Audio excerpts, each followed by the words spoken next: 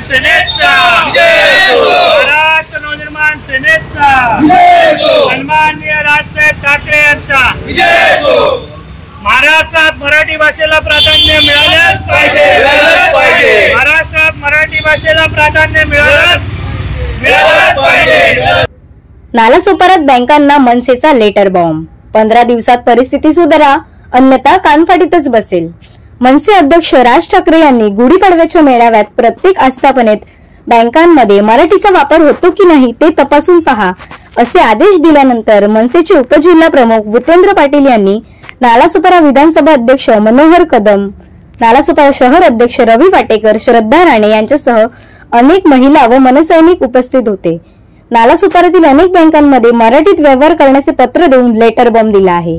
जर येत्या 15 दिवसात चित्र बदलले नाही तर कानफाटीतच मिळेल असा इशारा मनसैनिकांनी दिला आहे। ब्युरो रिपोर्ट, सिंधू प्रभात, नालासोपारा। आक्रमक झालेले आज काय तुमचं पहिलं पाऊल आहे? सन्माननीय राजसाहेबांनी गुढीपाडव्याच्या सभेमध्ये सांगितलं की बँकेमध्ये मराठीमध्ये व्यवहार झाला पाहिजे आणि मराठी भाषेला प्राधान्य त्या ठिकाणी मिळालं पाहिजे।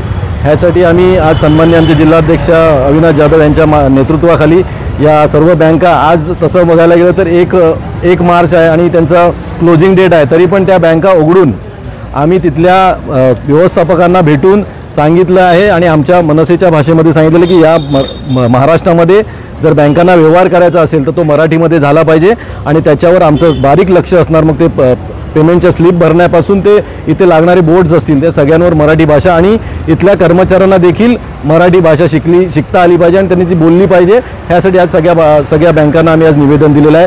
आज तुम्ही पाठी बघू शकाल, बँक ऑफ बरोडा असेल, युनियन बँक असेल, इतर सारस्वत बँक असेल किंवा इतर सर्व बँका असतील, त्या सर्व बँकांना आज आम्ही त्या ठिकाणी पत्र देतोय। जर ही अंमलबजावणी झाली नाही तर मनसे काय करणार? अंमलबजावणी झाली नाही तर सन्माननीय राजसाहेबांनी जसं सांगितलं की मराठी आली नाही तर कानफाटातच पडेल, तर त्या पद्धतीने आमचं त्या ठिकाणी काम असेल।